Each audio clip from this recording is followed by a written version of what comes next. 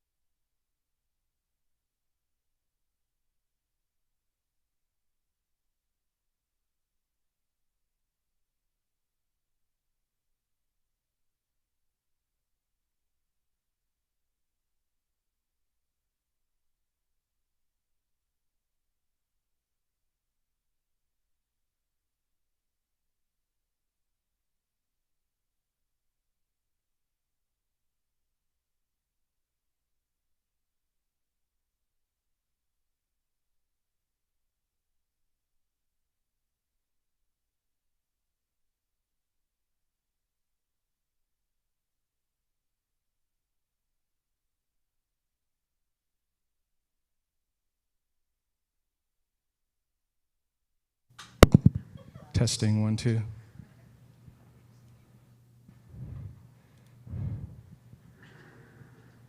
so I'm unmuted on everything. Testing 1, 2. Testing. Wait, why am I on Spanish on both? It should be on.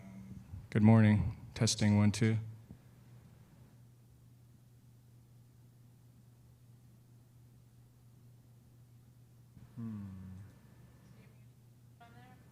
I'm unmuted. Yeah, I'm unmuted on everything. You had me as an interpreter, right?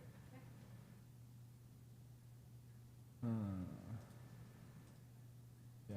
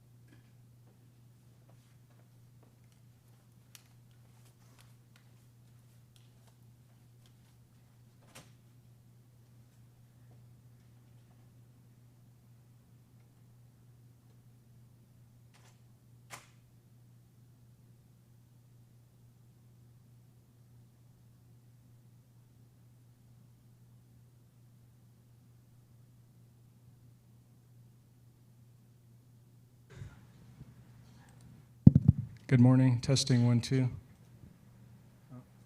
Good morning. Testing 1, 2. There we go. Oh yeah, now it went. Okay.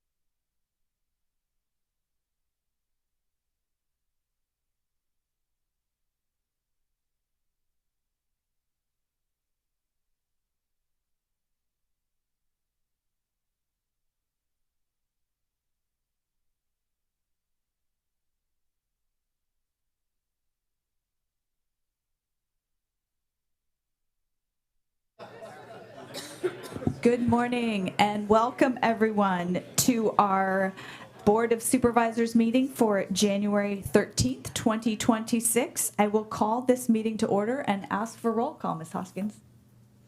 Vice Chair Manfrey? Here. Supervisor Ramos? Here. Supervisor Alessio? Present. Supervisor Gallagher? Chair Cottrell? Here. And can I ask Chris Benz to lead us in the Pledge of Allegiance? I pledge allegiance to the flag of the United States of America and to the republic for which it stands, one nation, under God, indivisible, with liberty and justice for all. And now we will introduce our pet of the week. I believe we have Nova here with Luis. Good morning, Luis.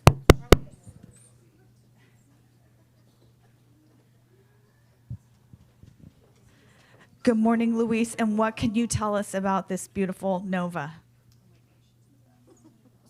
Hi, good morning, everybody. This is Nova. This is, sorry, I'm like really nervous today.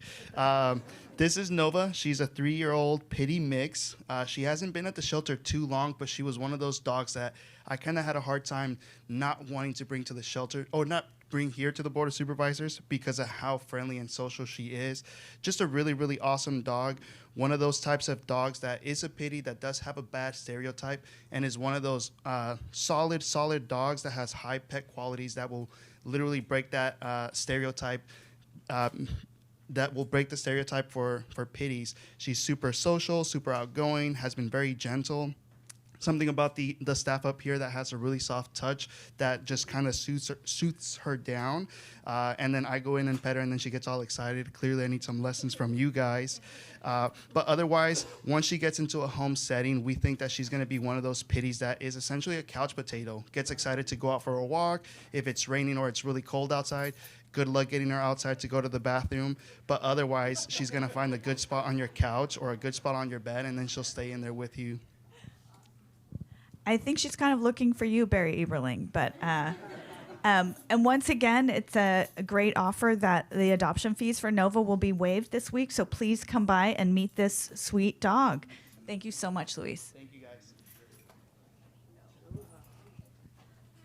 Did she come with that name?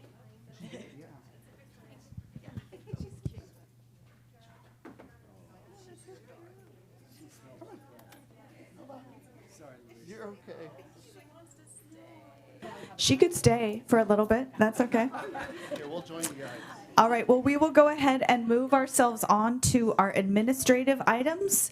And we will start with 4A, election of officers for the calendar year 2026. First up, we have the Board of Supervisors chair and vice chair. And then we will go into public comment. But first, I will ask for if there's any public comment on this item or on the phones.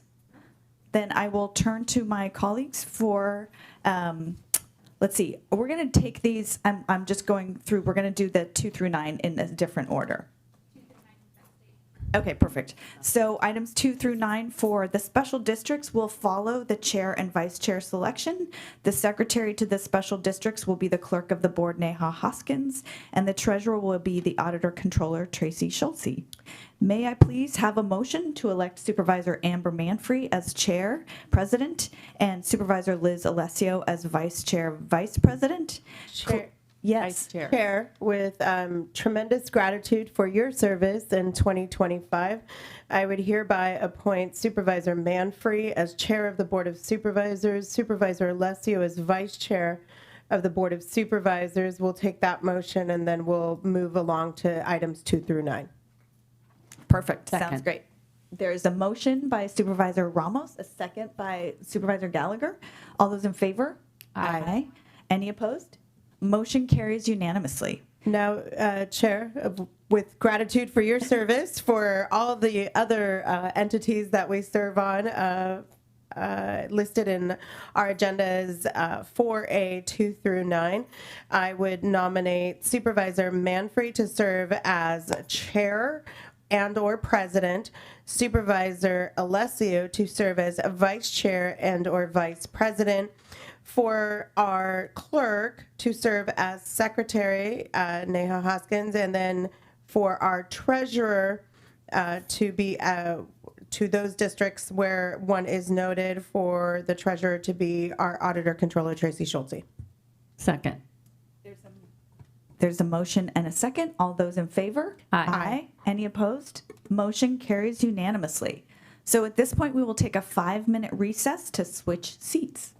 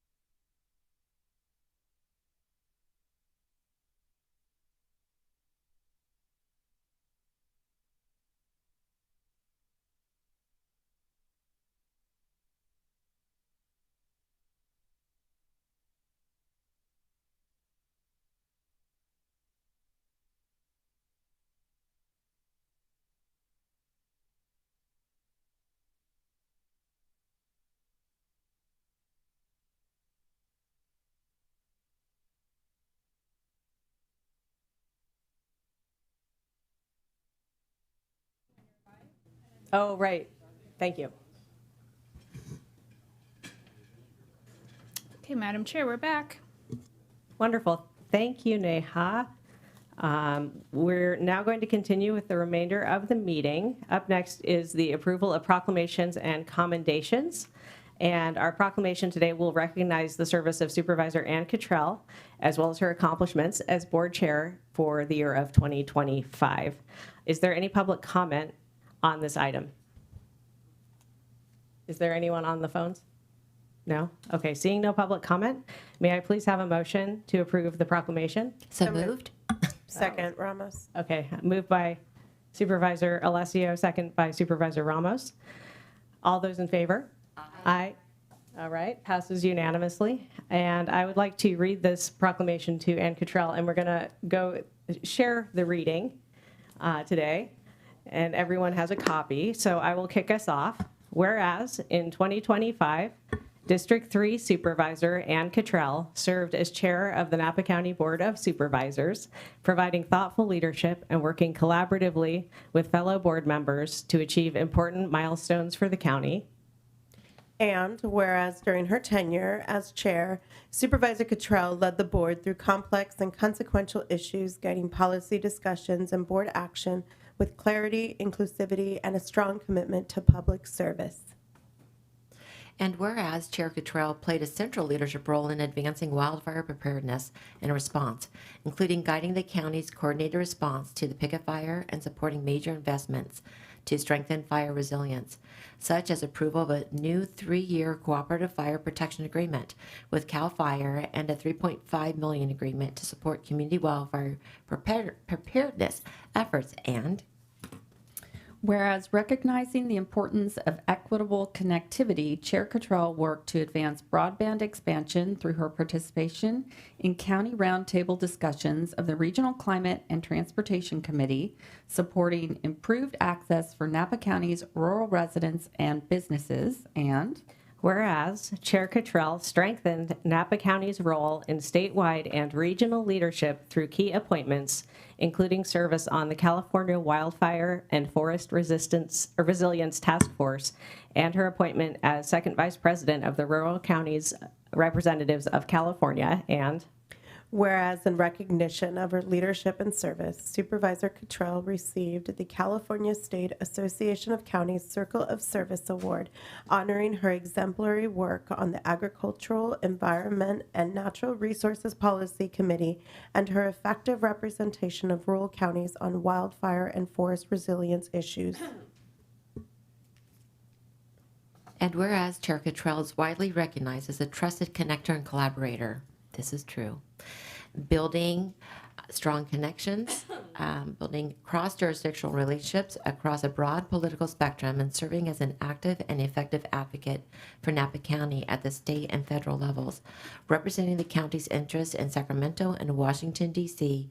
on issues affecting the day-to-day lives of residents, the local workforce, agriculture, infrastructure, and public safety. And whereas under Chair Cottrell's leadership, the board advanced major county initiatives, including adoption of the Napa County Strategic Initiatives and the launch of the Baseline Data Report update to guide long-term planning, while also supporting innovative, community-centered service delivery through the expansion of mobile county services, such as Health and Human Services programs providing behavioral health and supportive services directly in neighborhoods, and mobile probation services that broaden access to rehabilitative programming and supportive supervision beyond traditional facilities. And whereas reaffirming the county's commitment to modern rehabilitative public safety infrastructure, Chair Cottrell supported the opening of Napa County's new state-of-the-art Corrections and Rehabilitation Center in mid-2025, replacing the former downtown jail and providing enhanced security, modern medical and mental health care, therapeutic design, and programs aimed at reducing recidivism and supporting successful rehabilitation. Now, therefore, let it be proclaimed that this Board of Supervisors, County of Napa, State of California, on this 13th day of January 2026, does hereby commend and express sincere gratitude to Supervisor Ann Cottrell for her exemplary leadership, collaborative spirit, and steadfast commitment to the county during her tenure as the chair of the board in 2025. Thank you, Ann.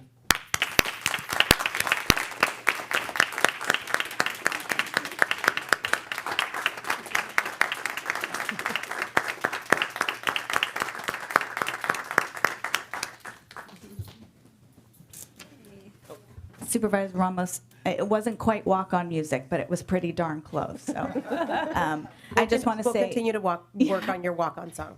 I just want to say thanks to all of my colleagues and to our staff, our department heads. I think when we started last year, we talked about the importance of resilience and teamwork, and that incredible list of things, I think, shows how much we accomplished as a team. So thank you, and Chair Manfrey, I'm so excited for what you're going to do this year.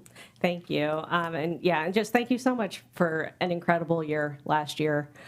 We did so much, and I'm really looking forward to continuing to work with all of you going forward this year. And so I have the proclamation here. Are we doing a photo? Yes? Okay, we're doing a photo. Kind of being told what we're doing.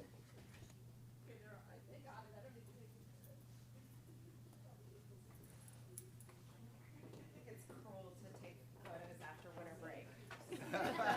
Just saying.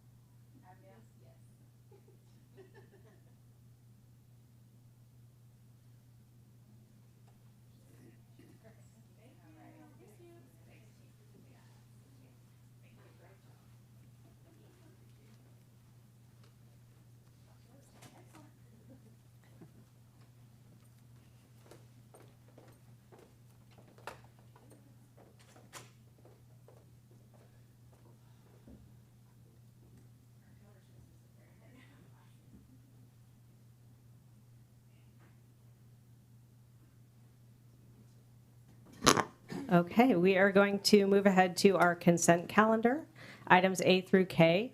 This includes special districts. Do we have any board comments or items to pull off of the consent calendar today? No, seeing nothing.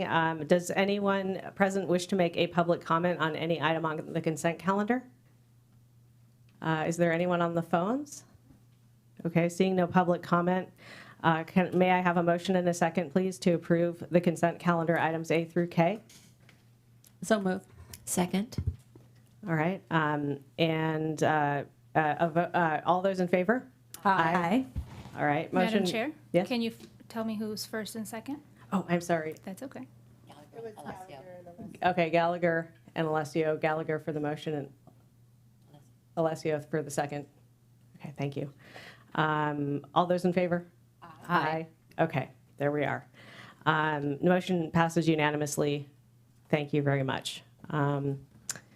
We will now take public comment for any item not on the agenda today. Is there anyone in the room wishing to speak on any item not on the agenda? Kelly Anderson. Good morning, Supervisors. Kelly Anderson from Angwin. Congratulations, Amber. Thank you, and thank you all. I'm coming today speaking to you from the community of Angwin, and I hope in our general plan we can introduce Angwin as the gateway community to outdoor recreation. We have all these wonderful trails and open space and waterfalls and mountain biking. The preamble in the general plan about Angwin was something that Angwin residents wrote last time, and we want to make sure we still have a voice in that. So keep that in your mind. The gateway community to outdoor recreation. Just a couple of quick thoughts. I want to thank you for whoever managed to put together the mastication up there along Hell Mountain Road and removing so much fuel, and they're starting to burn those piles. So thank you, Ann and Leah, for going on the death march through the Scotch broom.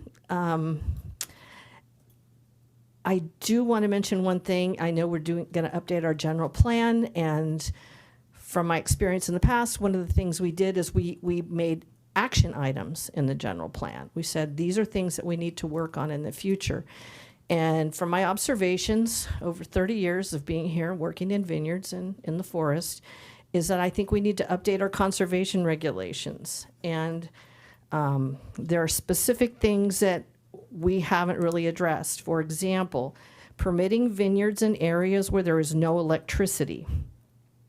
So in other words, we have to rely on generators and importing fuel in far-flung areas of the county to run irrigation and wells. So I think we need to address that. We need to address fertilizer storage and fertilizer injection points where they are near creeks and streams. I don't think that's addressed at all. We need to review the use of level spreaders and T-spreaders as a method of controlling water flow from vineyards. That infrastructure routinely is failed. It is not protecting our watersheds. We need to evaluate the impacts of sump pumps in the valley floor and their impacts on river otters. I've seen dead otters coming out of in those sump pumps. We need to evaluate how we protect conserved areas in vineyard developments. In other words, no parking of equipment or storage of equipment or materials under conserved areas. We absolutely have to address the uncalculated impacts of rock spoils from vineyard developments. The impacts are heat islands, destruction, permanent destruction of habitat, and the ongoing deposition of sediments into surface waters.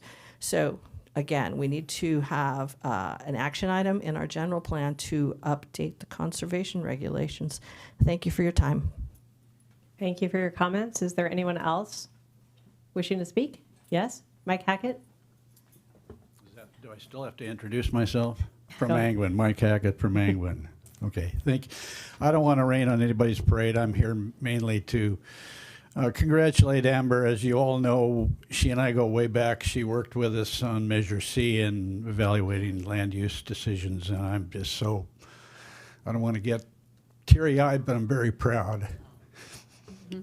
And congratulations, Ann, for a great year. And so that you all know I'm positive about this board. I think the environmental activist part of Napa County are responsible, without doubt, in electing all 5 of you. I don't think you could have done it without us, and you've started to listen to us. And that is heartwarming. I'm entering my 80th year, and I've been at this with you for a decade and a half, almost 2 decades. So I've seen a lot, and I've learned a lot more. I used to think that things were way too biased for the wine industry, and also I was really concerned that we had a pro-development board. I think we have a very fair and equal-minded board now, which is what I had always hoped for. The one issue, and I'd like to, I don't want to rain on anybody's parade, because actually I'd like to talk more than 3 minutes so I can see if Amber will gavel me off, but I don't. I will. We have to keep it fair, please. I shouldn't have used that word. Anyway, you all know that that with the blame for the fact that I thought the wine industry was too strong and too biased, I think the proof is in the collapse of the wine industry now. We have way too many wineries, and I think that's a product of a pro-development board at the time, and there was too much strength in the wine industry. When you have a one industry town, that's the way it's going to work out. And I blamed it all on the board because everybody caved for any kind of development. But over the last 2 years, we've done a considerable amount of work to review in depth the planning division's work. And I still will say to you, and I have said it last summer, I said it last spring, I saw all of you at least twice, except one I only saw once. There is inadequate analysis that's going to the Planning Commission. There just is. And I can cite Satui, I can cite Silverado, I can cite Myers and now there's a new one coming up. So please step this year for me, for the whole county. Let's make sure that we improve on the analysis that comes out of the Planning Commission. Save Napa Valley Foundation is going to put together some ideas. Should I sit down, Amber? Thank you all very much. Really, let's have a great year. Okay. Okay. Thank you. Thank you, Mr. Hackett. Is there anyone else in the room? Welcome.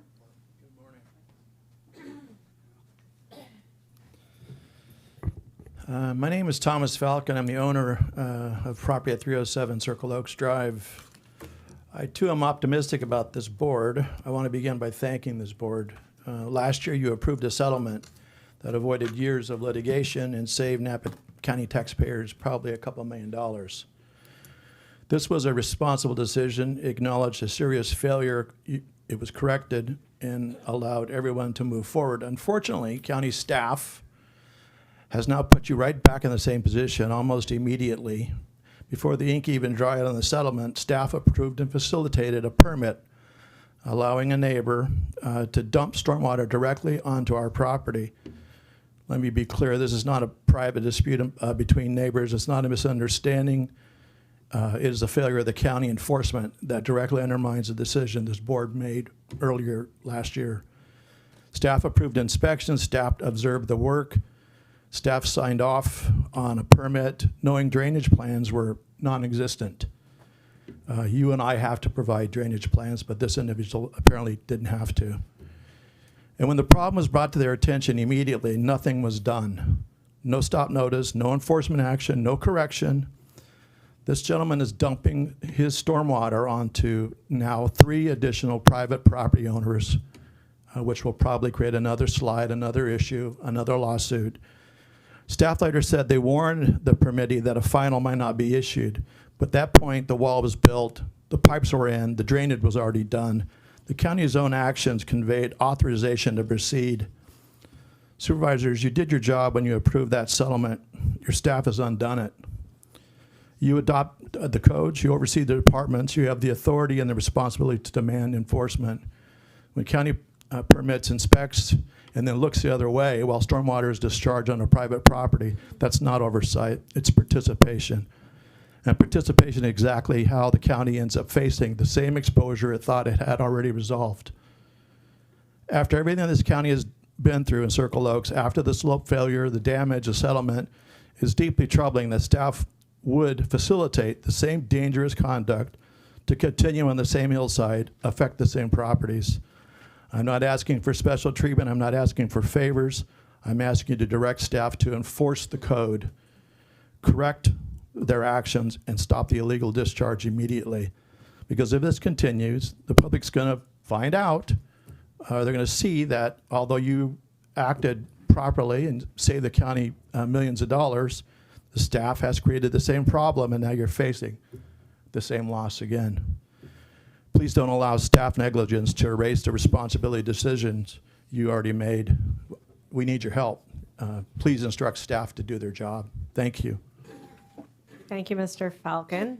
Are there any other comments in the room on items not on the agenda? You seeing none? Is there anyone on the phones? No.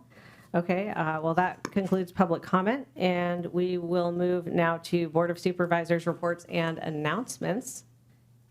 Would anybody like to jump in? Supervisor Ramos? Thank you so much, and to my colleagues, staff, Happy New Year. And it's great that we got a little extended vacation there from these formal board meetings, and excited for Supervisor Manfrey's leadership this year.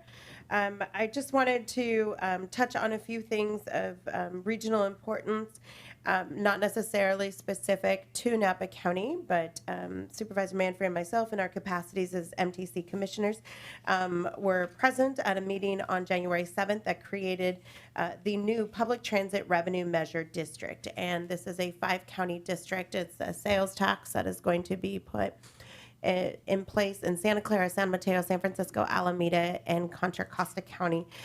Those counties, because those are the counties that are served by either BART, Caltrain, or Muni Transit.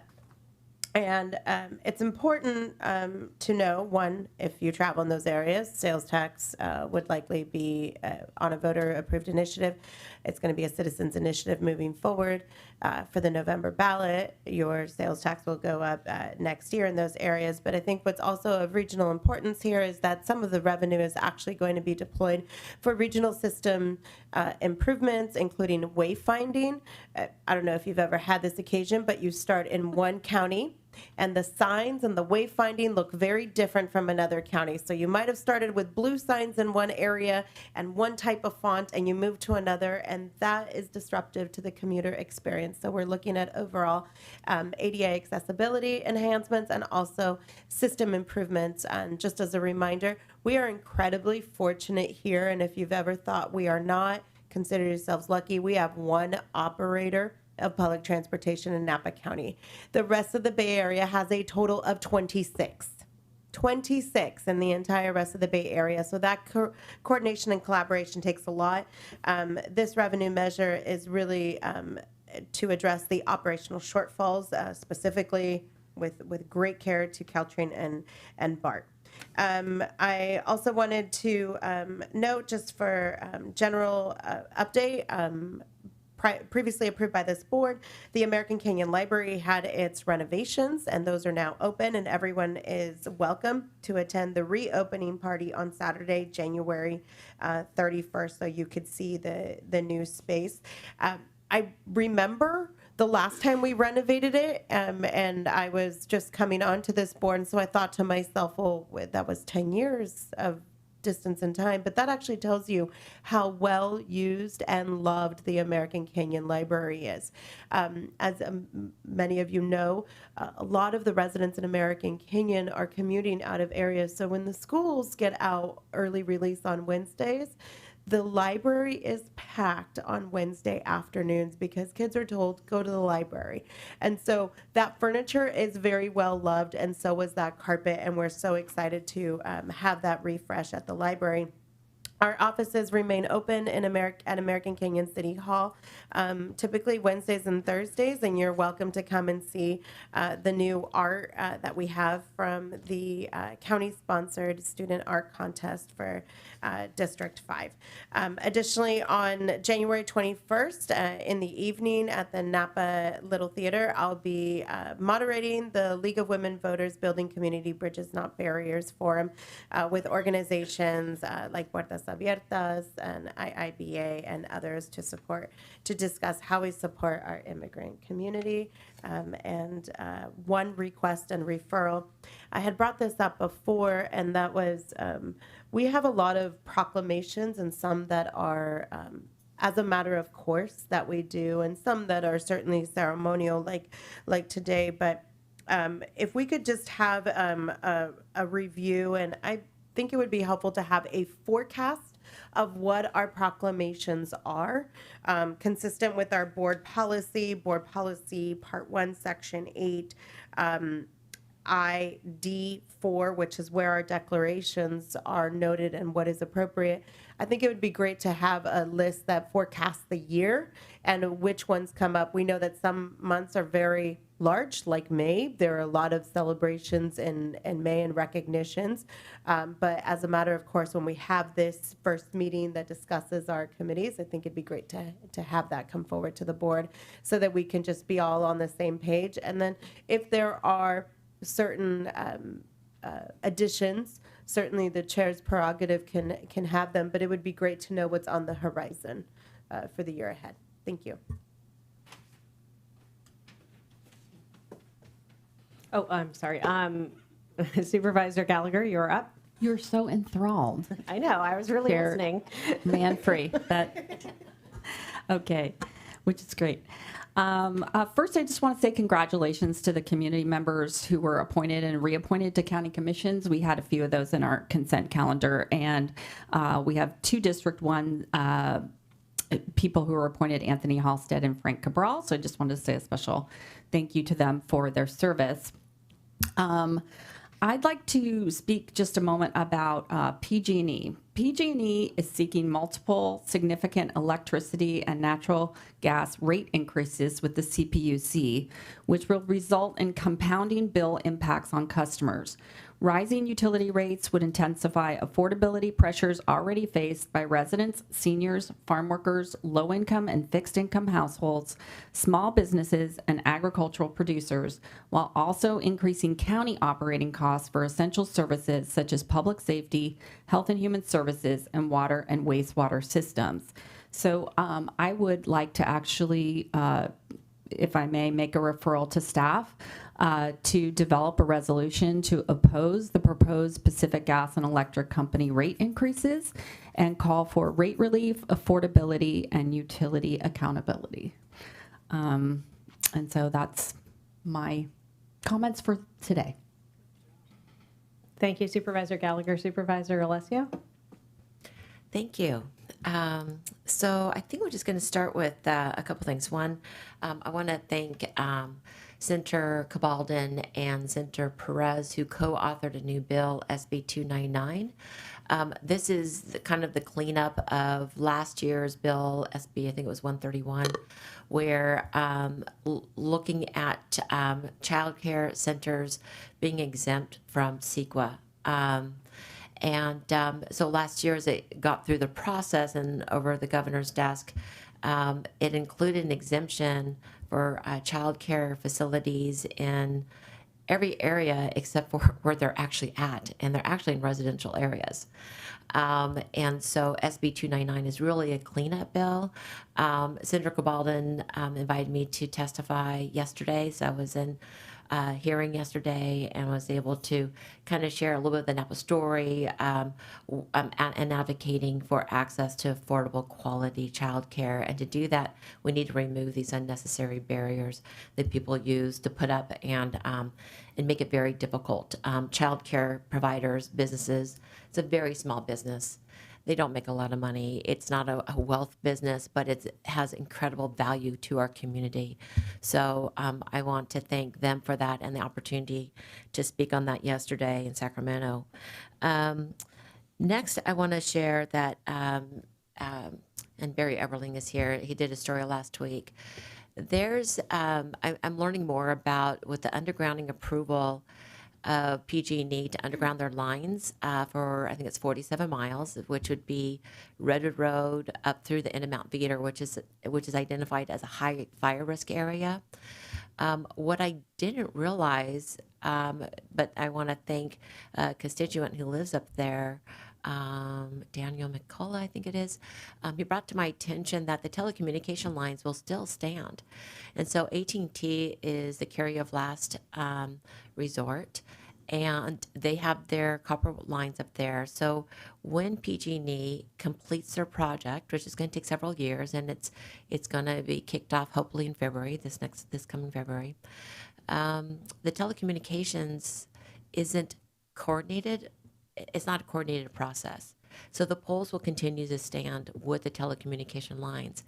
My concern with that is, if something was to happen up there, such as a fire or a slide or something, and there need to be evacuation, is that those poles are compromised and people will not know that there might be an evacuation needed, that those poles may fall and block access for people to evacuate and be able to leave that area. And so I've reached out to PG&E and they're working on getting some clarification about their normal process, which is to reach out to the telecommunications to co-coordinate. So I'm waiting for verification on that. But I also learned that CPUC received direction from the state to allocate what's called the BEAD program. It's Broadband Equity Access Deployment. And it's federal funds from the previous administration that actually hasn't been delivered to the state.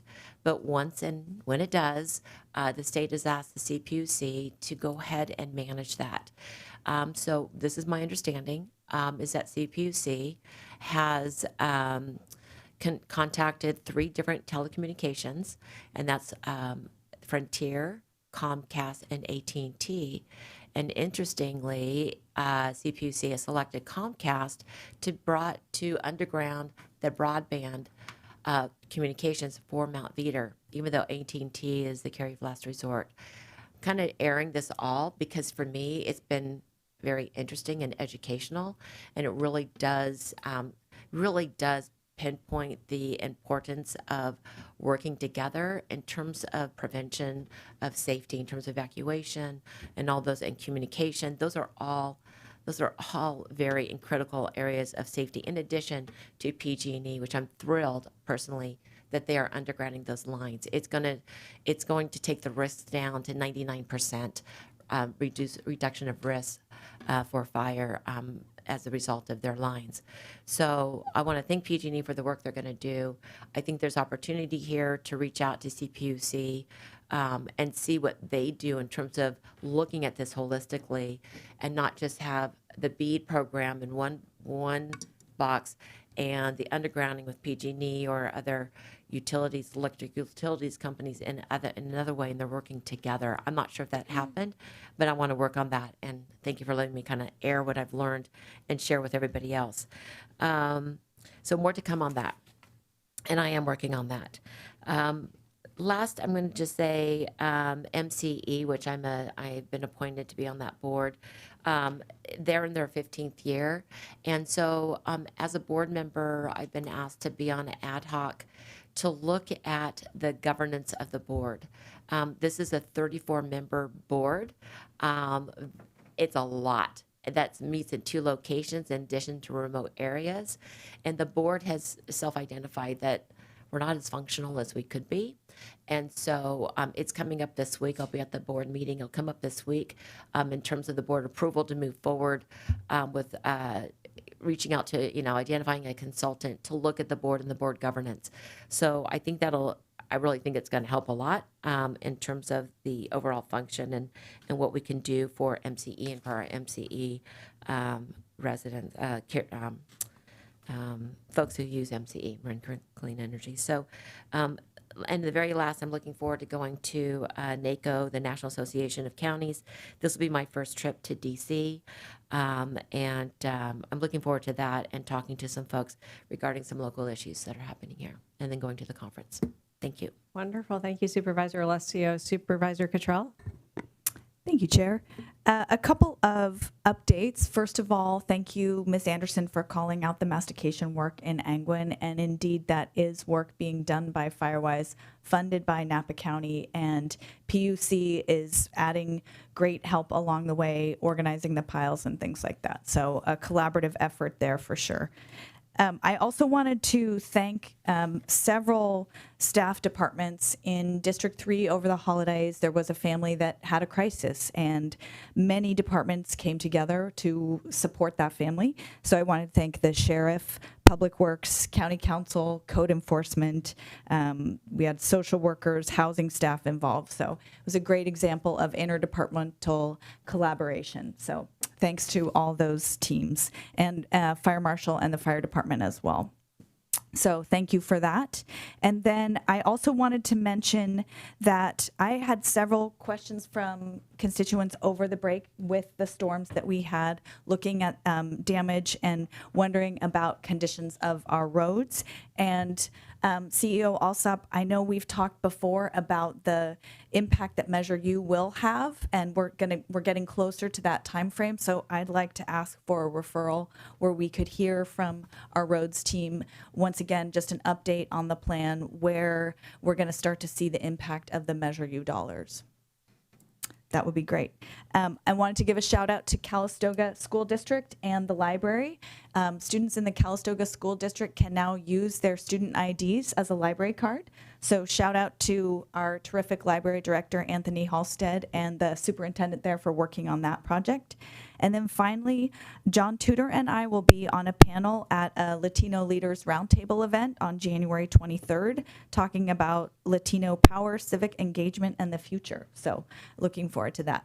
And again, welcome, Chair Manfrey. Thank you, Supervisor Cottrell. All right, my announcements today are that on Wednesday, the 14th, there will be a prescription burn meeting at Tucker Farm Center, which I believe is open to the public. That's up Valley, and I am hoping to attend. It'll be after a long day of MTC, but I do hope to be there. And we also, let's see. I also want to give a shout out to Firewise for the clearing on Soda Canyon Road. I see it almost every day when I'm driving, and I really appreciate it. Looks great, much improved. And then also I'm hearing from residents in Gordon Valley that they very much appreciate the paving from Public Works, and they're also noticing a big improvement in their daily commutes and travels. And also that Cuttings Wharf is looking great. That's been paved, and there's a new dock going in soon. It was a little bedraggled, and it's really a much nicer facility now. So thank you, Public Works, for getting those things going. And on the MTC item, thank you, Supervisor Ramos, for all of the updates. I will not repeat them, but I also wanted to note that the I-80 express lanes in Solano County have started operating. And so if you are commuting or traveling between here and Sacramento, you'll notice fast track lanes on the left-hand side. And if you have a fast track, what are those things called? Fast track. Transponder. That's why I didn't know. If you have a fast track transponder, the new ones you can set to how many people you have in a car, and you'll be charged according to how many riders you have. If you're carpooling, or if you're just yourself, you're charged the full rate.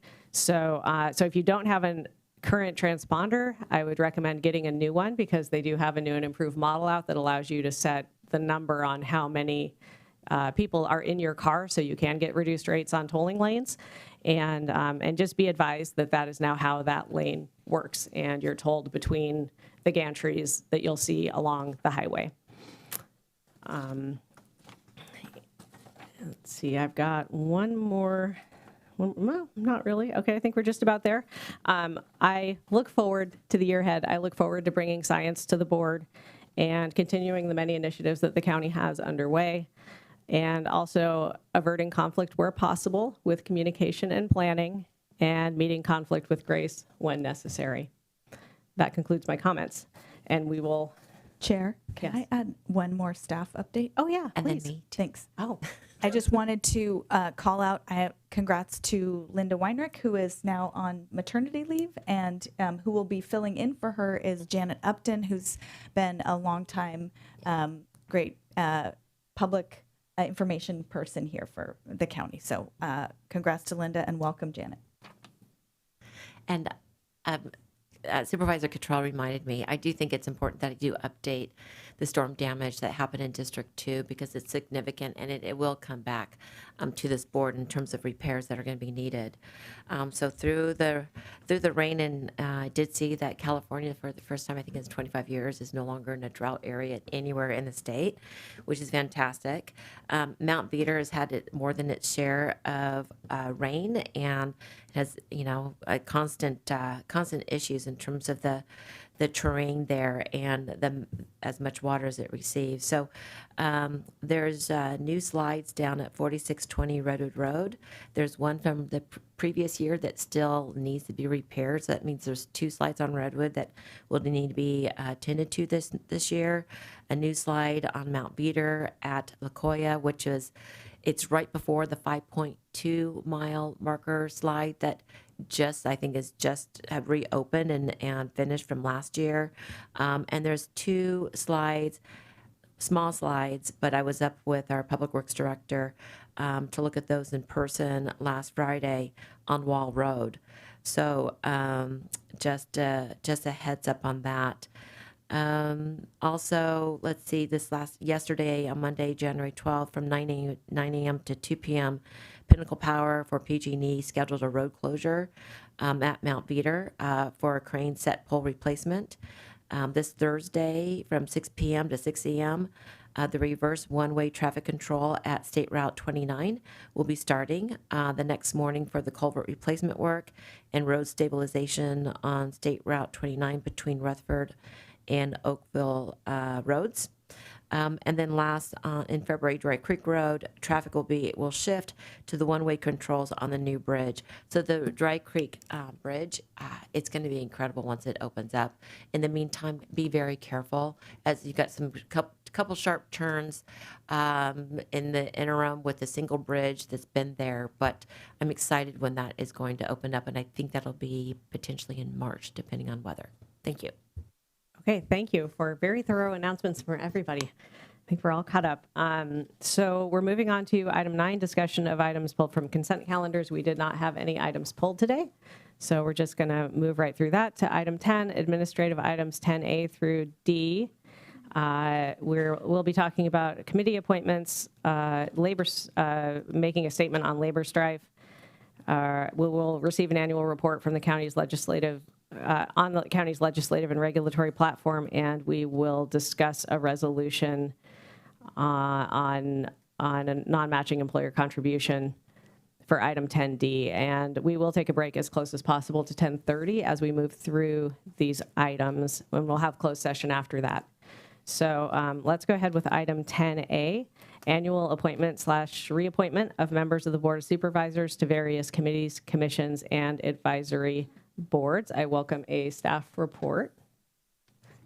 Thank you, Madam Chair. So we can do this in a various way. I'm going to pull up our worksheet. You can either address the items that you see before you, each committee one by one, or we can go ahead and just hop to the yellow, which highlights the terms that are expiring that we would need either a reappointment or a new appointment from one of the board members here today. Okay, great. Supervisor Ramos, What is your preference?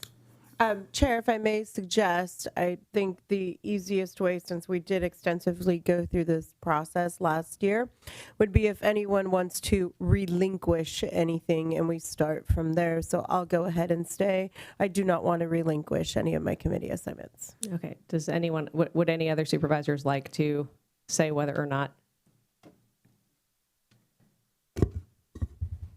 they are wishing to see any changes? I do not wish to relinquish any of my assignments. I'm fine with my current assignments. Thank you. Yeah.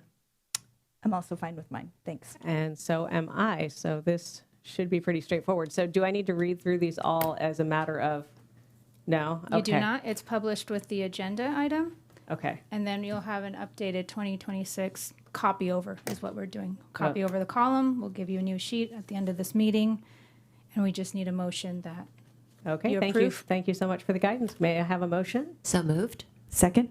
Okay, moved by Supervisor Alessio, second by Supervisor Cottrell. Point of order, Chair.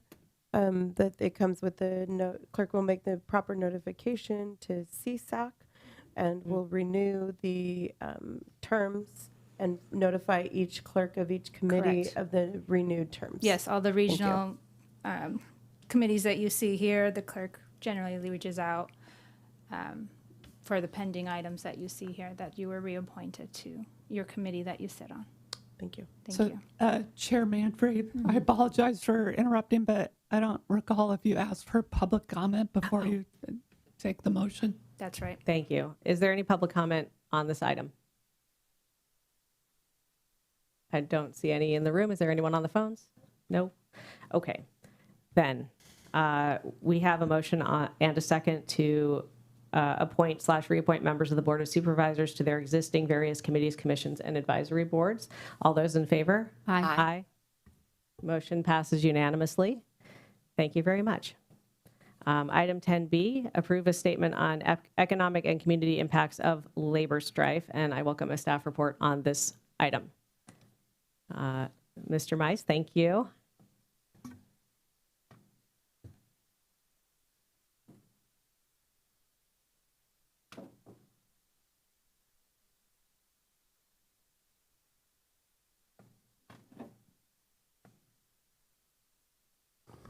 Good morning, members of the board. My name is Andrew Mize. I'm the county's legislative and policy analyst. Thank you for allowing me to speak today on this issue.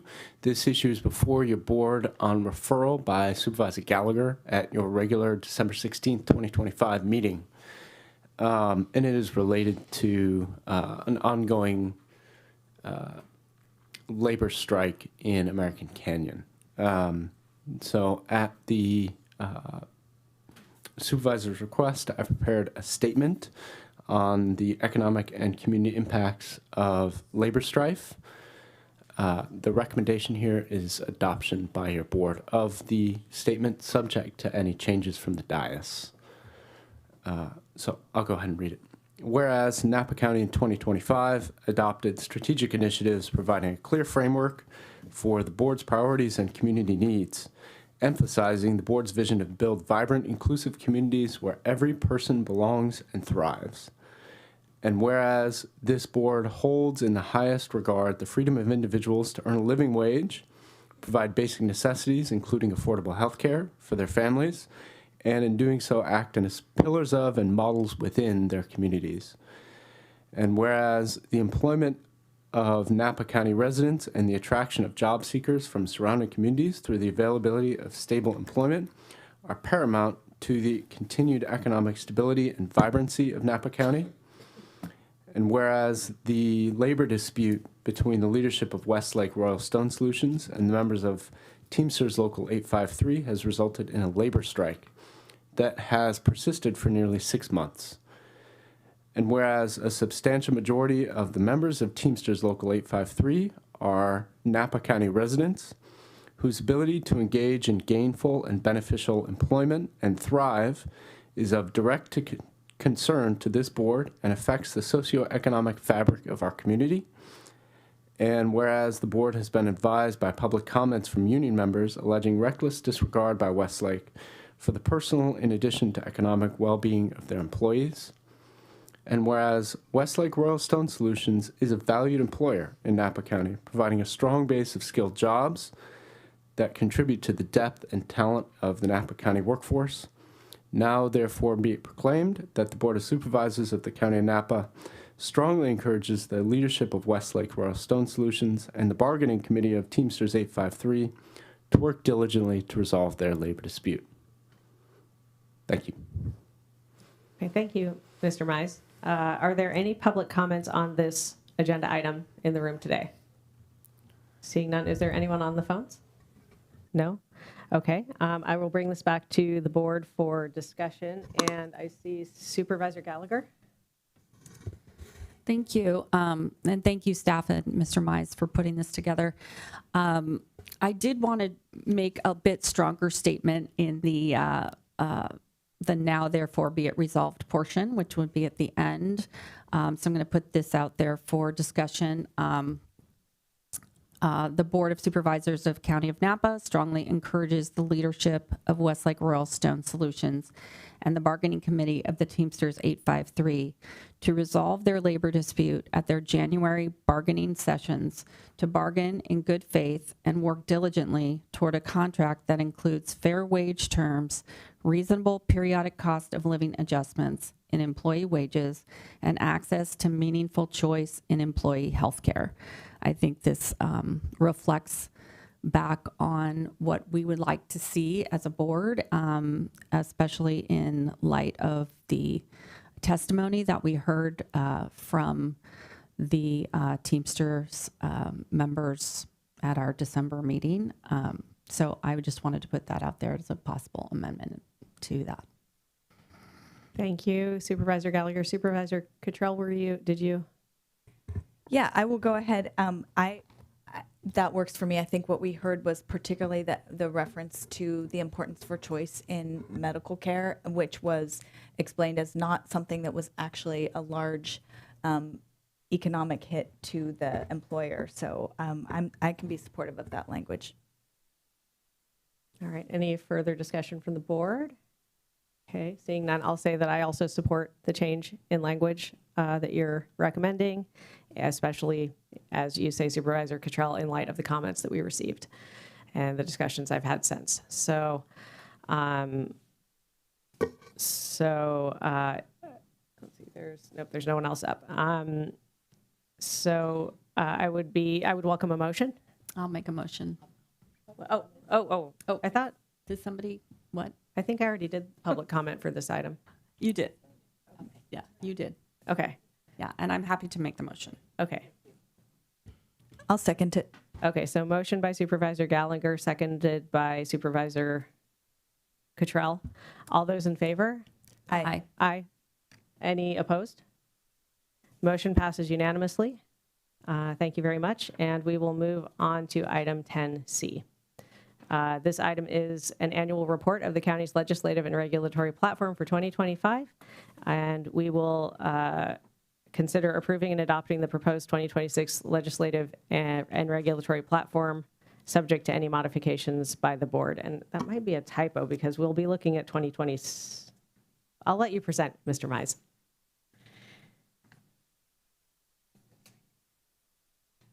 Yeah.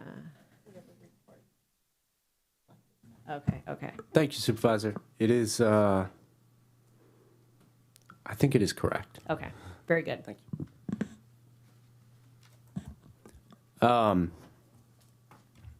Members of the board, my name is Andrew Mize. I'm the county's legislative and policy analyst, and I'm privileged to serve as your primary analyst for the county's legislative and regulatory affairs.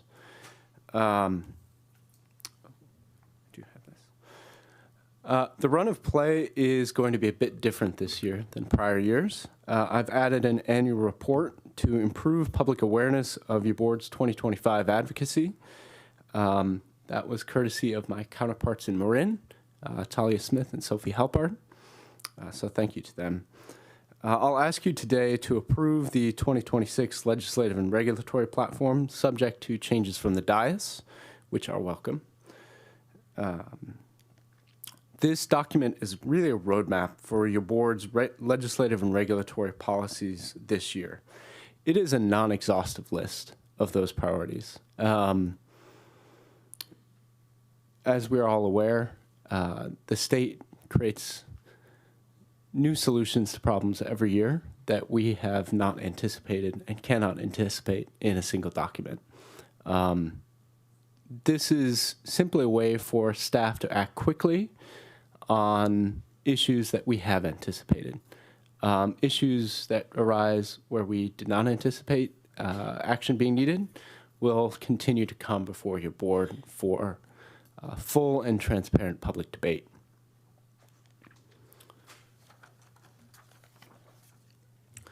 The annual report will summarize advocacy and also state actions and priorities in 2025, provide a 2026 state outlook, and then do the same vis-a-vis the federal government. So let's start with the state. The state had 3 priorities in 2025. They had a $15 billion deficit that they had to deal with. They had LA fire relief that they had to deal with. And they had substantial federal grant and program funding clawbacks and cuts. Your board conducted substantial advocacy on both budget and COLR obligations related to wildfire preparedness in the legislature, and also conducted substantial advocacy before the Department of Insurance on their proposed insurance reforms and catastrophic modeling. We do expect both of those, all of those priorities to continue in 2026. In addition, in 2026, the state is now looking at least an $18 billion deficit. This is in addition to the budget solutions that were reached last year. So 18 billion is conservative. We do expect it to go up to about $20 billion per the Legislative Analyst's Office if the cap and trade auction proceeds don't pick up substantially from where they're at. The LAO additionally expects a $35 billion recurring structural deficit starting in fiscal year 2027-28. So that is the baseline number that we will have to deal with as a state and that we will have to deal with as a county moving forward. County priorities for 2026 reflect a lot of the actions of 2025. The first is that we would like to reach as a collective, the 58 counties would like to reach an agreement with the state on the administrative cost shifts that result from HR 1, as well as indigent care. And then second, the counties would like to reach an agreement with the state on insurance and liability reform, as those costs have continued to skyrocket for municipal governments since I think it's AB 2018 or AB 218 in 2019. Moving to the federal government, 2025, I would say, saw the executive branch assert an expansive view of its power over Congress, the judiciary, and the several states. Your board took action in January, forming an ad hoc committee and committing county funds to community-based organizations in response to this assertion of executive power. And departments also took that action by your board and ran with it, providing training throughout the year to better prepare their employees. 2026 brings some really key funding deadlines in Congress. We've got the January 31st, apologies for the error, expiration of the existing continuing resolution. And then we've got 2 additional opportunities for shutdown. One related to the fiscal year 2026 appropriations package, and then we get to do it again for the fiscal year 27 appropriations package.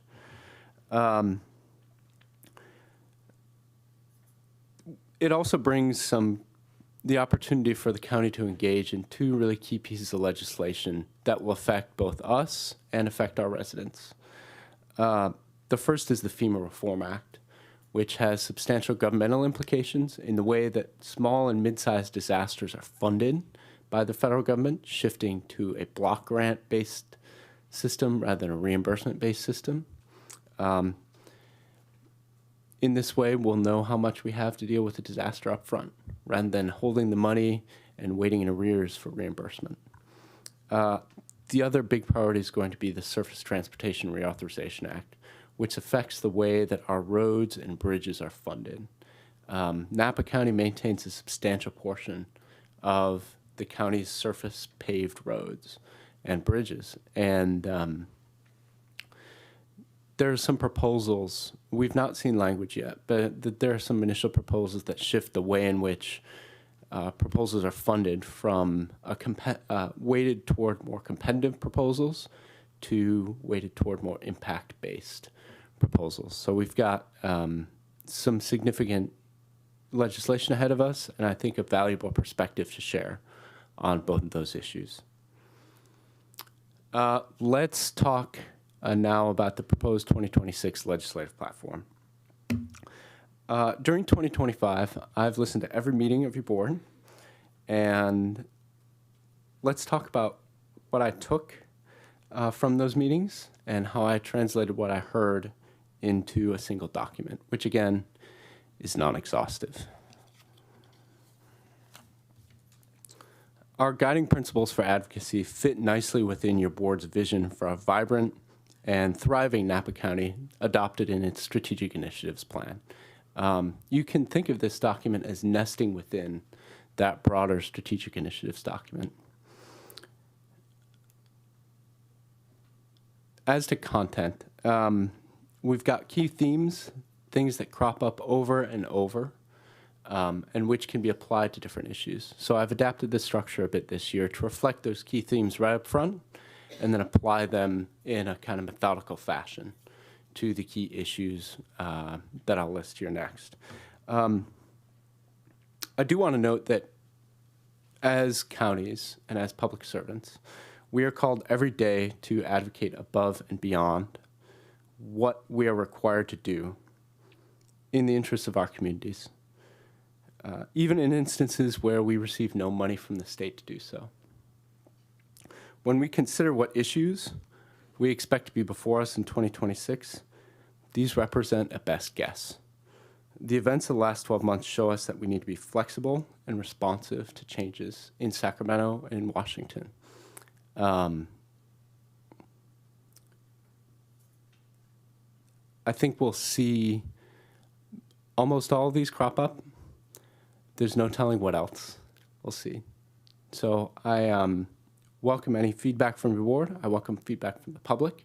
This has been a particularly, I think, collaborative document with both departments and with the public. I can attribute that to the really substantial changes that we've seen in state and federal policymaking this year. So thank you for the opportunity, and welcome any questions. Thank you for that update, Mr. Mize. Let's see. I would like to go first to public comment. Is there any public comment on the county's legislative platform for 2026? Okay, yeah. Feel free to come forward to the mic, and then for anyone else who wishes to comment, to queue up. Yes, exactly. And everyone will have 3 minutes. Please go ahead. Good morning. My name is Peggy Squires, and I'm here to express my appreciation to the board for listening to the community regarding concerns for the new FAA flight paths coming into Napa that are causing a lot of outcry about noise and environmental issues. So I want to thank you for conducting listening opportunities and taking some action. And on that note, I went into the agenda for today, and I dove into the draft, and I noticed the comments or the paragraph on airport operations and read through it. And in the background on that paragraph, it says residents of southern Napa County oppose the Federal Aviation Administration's FAA new flight path into the Napa County Airport. The county will engage the FAA to determine an appropriate solution to the issue. I'd like to make a small suggestion to add the letter S to paths. It's more than one airline approach. There's airlines, the approach is coming over the eastern part of the Napa Valley, as well as coming from the western part of the Napa Valley, which covers approaches over like Food City, Shear School, that area, and over my house. So I'd like to just suggest that you consider adding an S, not just one path, but paths. So that's my suggestion, and thank you for taking your our direction and input and turning into some action. Thank you, Ms. Squires. Welcome. Come forward.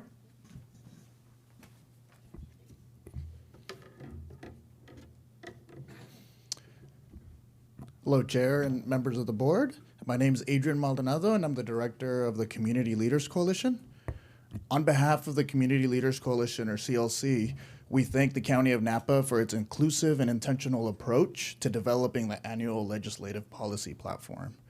Especially want to acknowledge the leadership of Andrew Mize for proactively seeking the CLC's perspective and partnership throughout the process. His intentional engagement reflects strong commitment to community-informed policymaking and helped ensure that community voices and nonprofit partner organizations' perspective were meaningfully included. Our CLC steering committee reviewed the draft legislative policy platform and recommended the addition of adapting the new state and federal requirements in social safety net programs.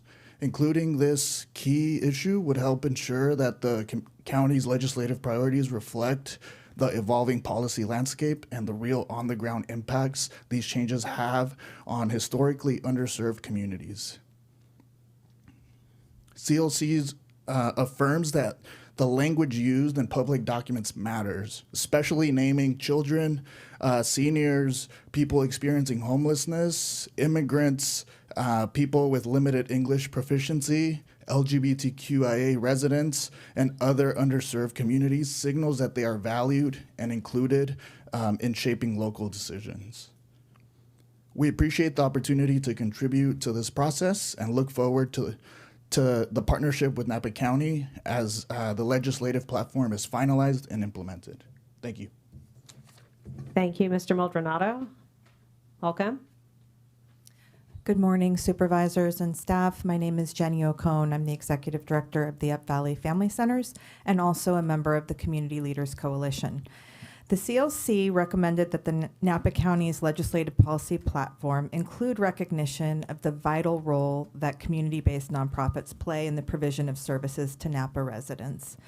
Nonprofits are a core component to the safety net in Napa County, delivering a multitude of services and often filling gaps that government programs cannot always reach.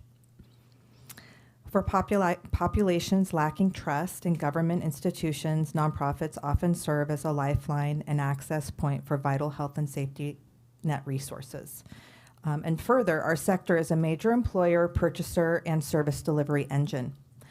We appreciate the county's recognition in the policy platform of the importance of community-based nonprofits referenced in the public health section of the document, and we value the collaborative approach of the county. We would also like to highlight that there are additional threats to nonprofits outside of the realm of public health that we hope the county will consider supporting. The CLC has endorsed Cal Nonprofits 2025-26 state-sponsored bills, policy measures designed to strengthen nonprofit capacity and fiscal stability. Bills that would, for example, ensure prompt payment and improved coverage of indirect costs, or protect nonprofits' funding eligibility amid federal targeting of organizations serving immigrants and other vulnerable communities.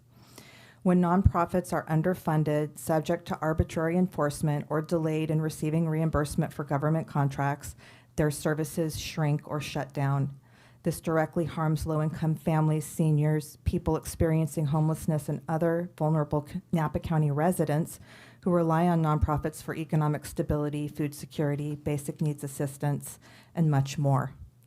Policies that undermine nonprofit capacity create gaps in the safety net that are costly both fiscally and morally for our whole region. So thank you for considering these comments and for all of your support of the community. Thank you, Ms. Ocon. Welcome. I'm Lee Nordland, a resident in the Oxbow area. And firstly, thank you. We applaud you. We're so grateful for you and to Mr. Mize for including the new jet path issue in the legislative platform. We also want to thank you for taking swift action starting on November 18th. And Supervisor Ramos, you said that you thought this issue should be elevated at the supervisor level, and this legislative platform shows that you meant it, and we're so grateful for that. I realize that this is the first public airing of the legislative platform, and I don't know much about legislative platforms, so you may have some tactical reasons for sort of downplaying the language. But I would like to suggest that you make the language stiffer. It currently reads, in my view, a little bit on the tepid side, and this is a very serious issue that could have long-range effects. And we are going against the might of the federal government, little Napa County against the federal government. When communities have been successful against the FAA, I shouldn't say against, but working with the FAA and developing the new flight paths, it's because the communities have been unified. They've been well organized, and they've been resolute and strenuous about providing the FAA with viable options. And so we need to do that. Organizations throughout the county are looking to you for that leadership, and your language there will count. City councils are waiting to see how our county supervisors are going to line up on this issue. So the stronger the language you can make to protect the residents, to protect the environment, to protect our industries, to protect our wildlife, will mean all the much more to the people here and the organizations here. And so you're not going to be able to do this alone. We want to stand behind you. We'll help you with research, but we need a strong, strong statement in this legislative platform. I'm holding up here just a couple screenshots from Flight Radar based on the new flight path, which is supposed to keep jets at least 1,000 feet over residential areas. The one on the left shows a jet 675 feet above Oxbow Nature Preserve and above Alta Heights. That's well below 1,000. The one on my right, 858 feet above Vintage High School. These jets are not going to obey a good neighbor jet, new flight path that's voluntary. We need really, really firm coordination with the FAA to get a viable flight path back in order. That's happened before. It's only happened with strong leadership and unified vision. So asking you to do that, I'll leave my speech is too big a word. I'll leave it with you to be on the public record. Again, thanks for all you're doing. We really, really appreciate your stepping forward to do this. Thank you, Mr. Nordling. Welcome. Mr. Wilson.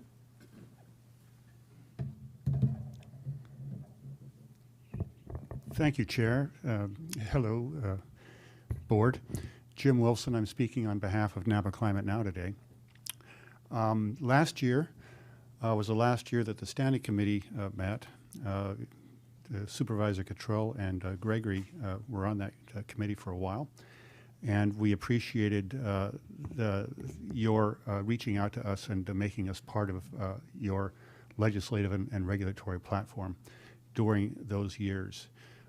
We also want to thank Andrew Mize for continuing to reach out to us now that the committee is no longer meeting and keeping us in the loop about progress and deadlines. And we are very happy to say that our recommendations for guiding principles, key themes, and issues were taken into consideration by Mr. Mize, and you see that those recommendations of ours in this final document.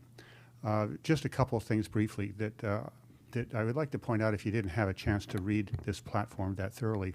There are 5 guiding principles. Number 4 is the climate emergency. The county added the climate emergency to its former list of 3 guiding principles last year. And so that is retained basically the same as it was last year.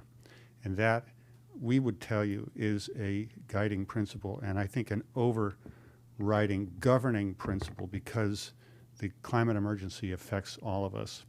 As far as the key themes and issues that Andrew has put forth for your consideration today, I just want to pick on one right now because I don't have much time, and that is environmental and disaster resilience. And the policy here that you're putting forth for consideration is Napa County supports strategic federal and state investments to build more environmentally resilient communities.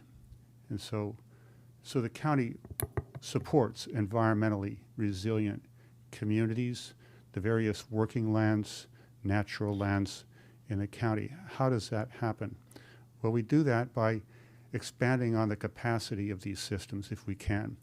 And this brings to mind Napa Climate Now's recommendation to the CAC committee over 5 years ago now, and that is, first, do no further harm.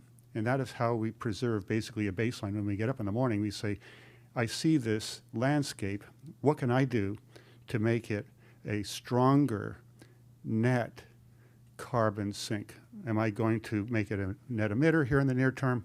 Well, I better have a plan for reversing that emission and making that landscape a strong negative emitter or a strong, durable carbon sink while we have time.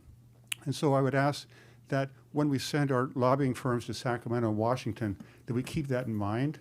We keep in mind that we have an ambitious 2030 goal that is the recognition that physical risks can be abrupt, cascading, and systemic, and that postponing or reducing or averting Jim, if you could please conclude your comments. Calls for effective lobbying. Thank you. Thank you. Okay, I don't see any other public comments in the room. Is there anyone on the phone? Okay, no one on the phone. Thank you. I will bring this back to the board for discussion. I see Supervisor Gallagher. Thank you, and thank you to Mr. Mize for all the work that you've done. I really appreciate your communication with the community, different community organizations. It's really refreshing, and you know, you've done that since you took on this job, and it's well received by the community and by us as well. And also your really thorough conversations with our department heads, which I know that many of them have contributed to this, and that is in many ways due to your intention to reach out and to make sure that everyone participates. So thank you for all the work that you've done. I don't know if there's a place in the regulations of utilities infrastructure to talk about the PG&E rate increases and you know, the issues with CPUC. I don't know if maybe there's a sentence or two we could add, but I'm just going to put that out there as a possibility. Otherwise, I'm really impressed by the platform and wholeheartedly support it. Thank you. Thank you, Supervisor Gallagher. Supervisor Cottrell. Thank you, Chair Manfrey. And yeah, I just want to echo Supervisor Gallagher's, some of her comments. First of all, Mr. Mize, thank you for the outreach that you did. As Jim Wilson mentioned, we don't have the legislative committee anymore, and with the goal being that having a discussion at the board level is more, it brings in more voices from the board, but also hopefully brings in more voices from the community. And I think we're seeing that accomplished. And then I also wanted to say, I like that the platform is getting shorter. I actually think that's makes it more effective. And I think the range of public comment we've received shows that the document is accessible and people can find the issues that they're that they have priorities around. So I want to keep supporting that. And I did have a question. I know we've changed our federal advocates this year, and have they reviewed this, and what were their comments? Because we want them to use this tool as well. Thank you, Supervisor. Both the federal and state advocates provided substantial input on this document, both structural and substantive. So, for instance, one suggestion that the federal advocates had, Paragon Government Relations, was to include that issue summary at the top and to separate it from the body of the text to your point about accessibility, to make it that much more readable for both legislative staff and members of the community. Got it. Thank you. That's good to hear. And yeah, in general, I'm supportive of this. I also like the idea of building in some reference to county concern about PG&E and rate setting. Okay, thank you. Supervisor Ramos. Thank you. Thank you so much, Mr. Mize. I think I've had the opportunity now to see the development of our legislative regulatory platform, and I think you've brought a real you've raised the bar here on how we are defining the issues that we want to pursue. So I want to thank you for that. I want to start off on page 9 on public safety, and my apologies, I didn't mention this to you beforehand in the drafts, but that's because I hadn't seen the abysmal budget forecast and that the governor has put forward. And we still are in a position where we don't have direct funding that is supportive of Prop 36. And Prop 36 administration, and while there are grant dollars that are coming through through behavioral health and others, those aren't actually addressing the costs of law enforcement and probation and general administration related to the additional mandates of Prop 36. So we started off this platform by saying, hey, HR1 costs that you're pushing down to counties. I think we need to carry this throughout. The costs that are coming to this county, we are not alone, but certainly when you look at what is being imposed upon us, I'm fully supportive of carrying out the desires of the California electorate in Prop 36, but we need to seek funding, and that I believe needs to be front and center on the public safety element. So I put that forward to my colleagues. The next one, as I turning to page 12 of the platform, as I was looking at airport operations and I was listening to the public comment, I feel like I was in reviewing this, I was probably just reading it and not actually, and just becoming agreeable to the words as opposed to noticing that I needed to add something to these words. So I'm going to go put this out for my colleagues. And I think what's important here is I don't want us to put in to be out there and saying that our residents are opposed to this. That doesn't put us in great standing with the FAA, because then they'll tell us, go ahead, shut down your county airport. So I don't want to put our residents in an opposition to this. At the same time, it is, we are not looking for a new flight path. And I said that quite clearly. We are looking for additional published flight paths. Other flight paths exist. They're just simply not published. So it's the nuance of it.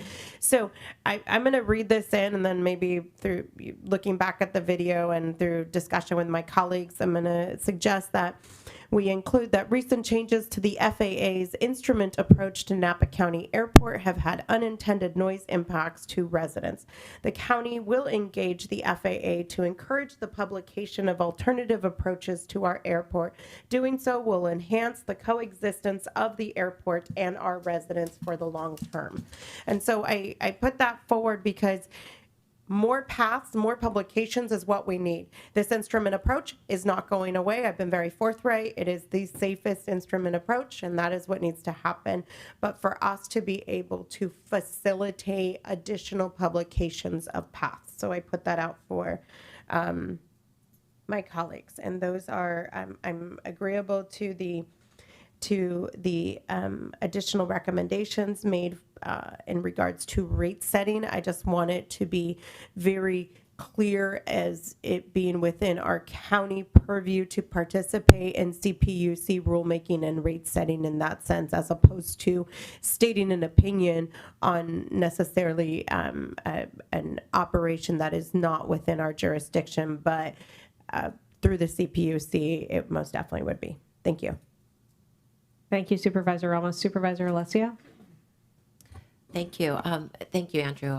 It's, you deserve the recognition of your dedicated work and including so many people and groups and in the thoughtful approach for this. So I appreciate this greatly in your work. I do agree that we need to add something in terms of working with PG&E and CPUC. As I mentioned earlier, what's happening with Mount Veeder. I didn't mention that there's a direct impact also on ratepayers because of that. So if PG&E is doing the line as they're doing and approved by CPUC, and CPUC has approved Comcast to do that, even though AT&T is the carrier of last resort, Comcast isn't doing because they haven't received the funding yet, but that's going to be, telecommunications are going to have a whole new project. It's not going to be cost savings. It's going to be more expensive, which means that's going to trickle down to the ratepayer. So thank you, Supervisor Gallagher, for bringing that up. I also want to thank the public comment. We have such thoughtful, intelligent residents here that really take the time to come up on the podium and share their thoughts. So such as what was mentioned in terms of maybe some stiffer language. I'm all about that. I think sometimes we want to be diplomatic, but sometimes we also want to show our boldness too on issues that we're standing behind. Additionally, the CBOs, the community-based organizations, they're vital to our community. They're vital to the most vulnerable and the disenfranchised. They do so much of the work that really helps us as a government agency in partnership and collaboration. And I know that's noted in here. I see that. But whatever we can do to bolster that, I am very concerned about the next couple years of what's going to happen economically. We see the clawbacks that continue to happen through our health and human services, clawbacks on child care recently, clawbacks on psychiatric care, with hospital psychiatric care for behavioral health. There's a lot of clawbacks that are happening from the federal government at this point. In addition, at the same time, we also know that our primary economic engine, the wine industry, as I call it, is in a recession. There's so many things happening at the same time, which those funds that go there with those funds, and in the past, what they've done is that they've been able to provide funding for our nonprofits through the Napa Valley Vintners and the barrel auction. But with them being constrained financially, they're not able to sponsor as many nonprofit events to raise money. The vintners are not going to be able to donate as much money back to those nonprofits. We're going to see, not only are we going to see the clawbacks, but we're also going to have the impact is going to happen in terms of what I believe it will be a downturn in tax revenues that we receive, that we normally have received historically for the last 10, 20 years. So we're going to see, several things hit us financially here, economically, and how are we going to continue to serve the most vulnerable and disenfranchised in our community. So many of them are neighbors, our family members, are vital to this community in so many ways, and for their children and the older adults that they also care for. So I really appreciate Jenny O'Con. Thank you for being here. Thank you for mentioning that. Whatever we can do to bolster that, and also recognize that there's a lot of economic uncertainty, not just in our industry, but that's going to happen in local government and for our community-based organizations to serve the people in our community. Thank you. Thank you, Supervisor Alessio. I think that I don't see anyone else right now on the board. So I just want to say that overall, this is a wonderful reflection of the values of the board and the values of the community. And it does make a wonderful roadmap to sustaining what makes Napa County, Napa County.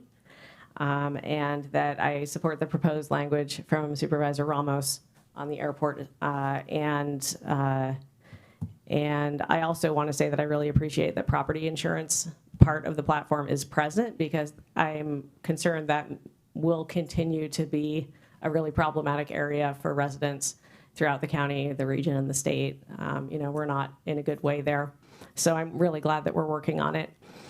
And I have a couple of comments on the environmental and disaster resilience section, which are that personally, I would like to see language stating that we are in support of carbon drawdown generally, in addition to disaster resilience and our regional climate action and adaptation plan.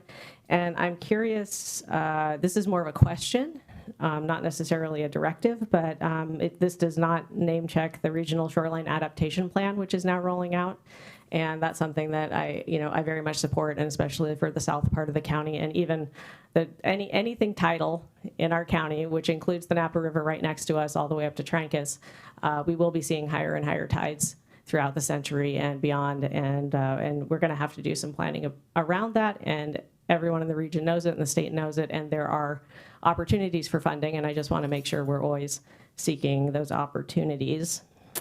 This also doesn't mention water specifically, and we are rolling out our groundwater sustainability plan, and this as per the Sustainable Groundwater Management Act. So that's a consideration that we may want to include here or include here next year, but that's a really, really important part of disaster resilience, and it relates especially to the disaster of drought. And drought resilience, which is something that we are luckily not experiencing currently. Thank you, Supervisor Alessio, for mentioning. California is out of a drought at the moment, but our long-term climate record shows that we tend to have really long sustained droughts, and that we would do well to be prepared for them. Let's see, I think that's about it. I appreciate also the focus on unfunded mandates. It's classic for counties, I've learned, but it's of course good to see it there. So I need a little guidance here. Oh, Supervisor Ramos. Thank you so much, Chair. In regards to whether we're including it, things like the GSA and the RSAP in our legislative and regulatory platform, what I would just note for that is we really try and leave this platform as leave behinds and discussion guidance with legislative partners for what we need, as opposed to what we are doing. And so, when it comes to the GSA, we are actually doing the work. And so, I wouldn't necessarily see it as appropriate for the legislative and regulatory platform unless we are seeking some sort of relief or assistance in some way in that space. When it comes to the Regional Shoreline Adaptation Plan, I think if the is it the Prop 4, yes, the Prop 4 dollars were to not come through in helping us with the deployment of the RSAP, then that would definitely be something that would be appropriate. But because there are already grant eligible funds, we just need to get our plan together. I don't necessarily see that as important. A statement of, we would be supportive of decisions and rulemaking that is consistent with our deployment and administration of the GSA and the RSAP might be prudent to include in here, but I personally don't see that we have it as a to-do list or a want at this moment. Okay, thank you for that clarification. That's very helpful. CEO Alsop, did you have a comment? Yes, ma'am. If it's coming back to staff at this point, I just wanted to walk through, first of all, good job, but I don't mean to get in front of you, but I want to help sort of unpack what we just heard so that we're all clear. Supervisor Gallagher, I appreciate your earlier referral, which is noted, and we will bring back a resolution. But I appreciate you bringing that up and making that part of this this discussion. We will, the end of the story here is we're going to bring back this at a future board meeting. This is what I'd like to do, bring back to a future board meeting the ledge platform with these changes. At that time also bringing back, having it include something about Supervisor Joel Gallagher's referral on rates. So that we both have a resolution, and then that is will also be part of our ledge platform. Supervisor Ramos, you mentioned Prop 36. I'm assuming that was just you wanted to make a comment on that. You're not asking for anything specific related to that or a change. Well, I'd like to specifically ask the state to pay us for the administration of it, but Copy that. not so boldly, but as to at least call out the unfunded mandate portions of Prop 36. Okay, copy that. We do not have your statement or your language on airport, but you did read it or state it into the record. We will go back and reference that through video, but you all heard that, so we will proceed if that is what the board would like to do, proceed with including that language in the ledge platform. And I believe Supervisor Alessio, your comments on PG&E were sort of in line with Supervisor Gallagher's comments. Okay, thank you. So we'll bring that back. We will bring this document back at the next meeting. Hopefully, if that's, what are you thinking, Andrew? I'll turn it over to you. And if I can just make a clarification, Chair, can I? Okay, go ahead. Thank you. Just real quick to what our CEO was saying, PG&E and CPUC, it's both, correct? Thank you. That's all. Mr. Mize? Next meeting will be fun. Okay, thank you. So unless there's any further discussion or questions from the board, I believe we are moving this item to the next meeting for reconsideration with proposed changes. Is that, yes? Okay, great. So I'm going to go ahead and move, well, I want to check in first because we've blown past our 10:30 break time, but we have one more short item, but would you like to take a break? Yes? Okay, we're gonna go ahead and move through the last item. I expect this one won't be too long. So item 10D is adopt a resolution providing a one-time non-matching employer contribution in the amount of $30,000 to the 401A pre-tax sub-account of the Napa County Auditor Controller for the calendar year of 2027. I welcome a staff report on this item. CEO Alsop. Yes, Madam Chair, thank you, members of the board. First of all, I don't want to add any more to this item, but I just wanted to say Happy New Year. Thank you very much for your support. On behalf of all the staff, we appreciate your leadership, your support of us, and to the public. It's our pleasure to serve you and to constantly, be in a mode of continuous improvement as a staff, as an organization. So we are grateful for your input, and we're going to continue to seek it out. And thank you all for engaging with us. This item is really related to some key staff transitions that are happening in my office going into the end of the year and beginning of the year. As you know, our budget season starts now, and so the development of next fiscal year budget is underway. And that's critical because it requires quite a bit of attention, and it involves the entire county. For the last couple of years, we've had our Deputy CEO and Chief Financial Officer, John Buzelich, handling that.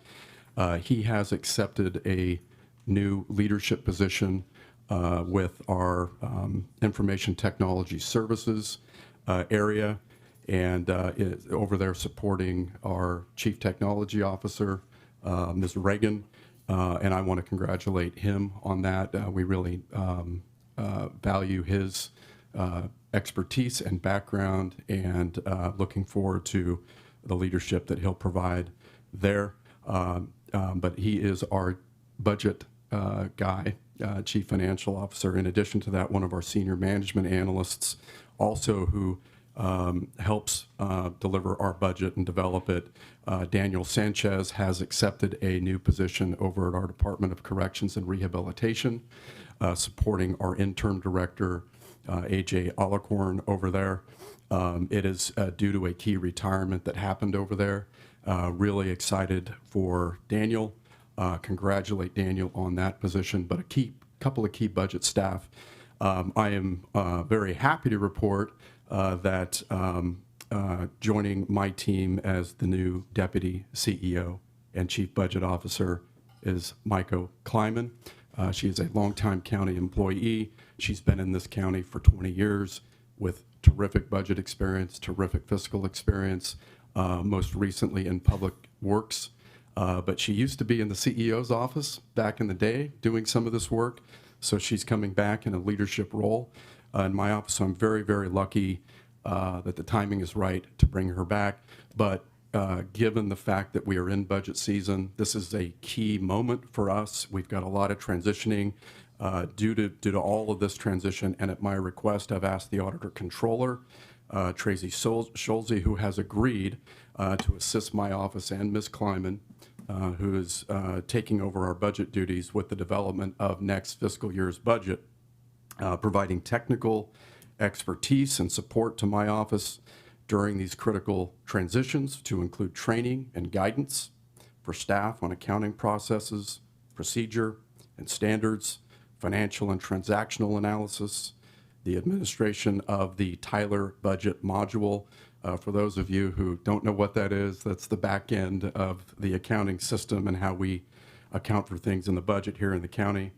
Our budget projections, calculation of salary and benefit projections, end user training, end user guide updates, and overall countywide continuity of budget development for improved efficiency, quality assurance, and alignment with best accounting practices here in the county during this transition. I thank your board for your support. Thank you, CEO Alsop. I will go ahead and ask now for public comment. Any public comment on this item in the room? Okay, seeing none. Is there anyone on the phones? No? Okay, then I will bring this back to the board for any questions about this item. Oh, I see Supervisor Ramos? No. Oh. Okay. Supervisor Gallagher? Thank you. And I just wanted to say thank you so much to our CEO for making these really important changes, and sounds like a wonderful plan. Very excited to have Maiko join us, and wanted to thank our Auditor and Controller, Tracy, for taking on additional work. I know she's here like 24 hours already, so I don't know. I think she has a bunk downstairs or something. But did want to mention that she needs a key to get into upstairs. Her badge doesn't work, but let's get her a working badge so she can get in and out of our office. But happy to support this and to make a motion Second. to do so. Okay, I have a question before we go to a vote. So I just wanted to check in and see, like, about how many hours is this expected to be? Treasurer, Auditor Controller Schulze is elected by the people to do that work. And so we're adding a significant burden to a job that's already, I'm sure, more than full-time. We are, and she has the capacity to do it, assured. And there's quite a bit of interaction in any given budget year with our Auditor Controller's office. This is really one time in nature for the next, let's say, 6 to 8 months, and again, supporting our new Chief Budget Officer, Maiko, who has tremendous experience, and she's going to have great capability on her own. This is just to make sure we've got the belt and suspenders in place during this transition, and I think that through discussions with Ms. Schulze, she's good with it, and that would be my report on that. Okay, thank you very much. It's good to know that it's 6 to 8 months, and we'll reconsider, I guess, if it goes anything beyond that. So very good. So I have a motion by, let's see if I remember, a motion by Gallagher. Is that right? And a second by Ramos. All right, all those in favor? Oh, wait. I took public comment, right? You're good. Okay, all those in favor? Aye. All right, any opposed? Motion passes unanimously. Thank you very much. And we will now be moving into closed session for items 11A and 11B. These include conference with legal counsel, existing litigation, government code section 54956.9D1, name of the case, Mintran versus County of Napa, Napa Superior Court case number 23CV001593, and also public employee performance evaluation for County Council, Government Code Section 54957. Thank you very much. Is there any public comment on any items in closed session? I do not see any. Is there anyone on the phones? No? Okay, then we will recess to closed session and return before we adjourn the meeting. Thank you.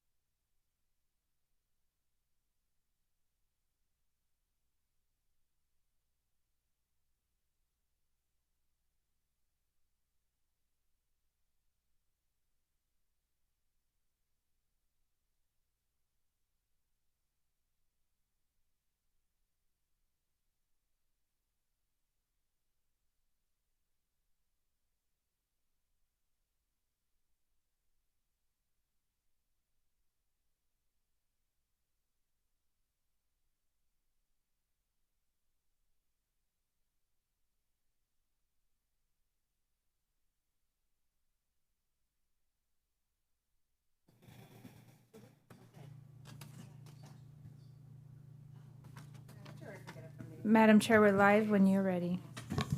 Thank you. We are resuming our public meeting now following closed session.